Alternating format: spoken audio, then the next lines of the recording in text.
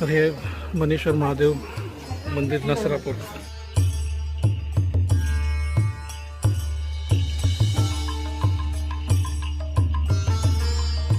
बघा या इथं दरवाजातून एंट्री केली की इथं पूर्ण इन्फॉर्मेशन आहे मंदिराबद्दल.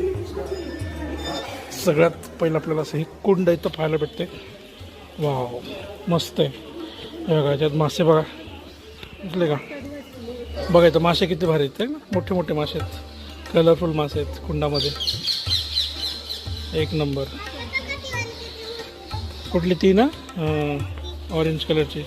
सगळ्यात आधी इथे पाय धुवून घेऊया, कारण मंदिरात जायच्या आधी पाय धुवून घेणं गरजेचं आहे. इथं बोर्ड पण लावलेला आहे तसा.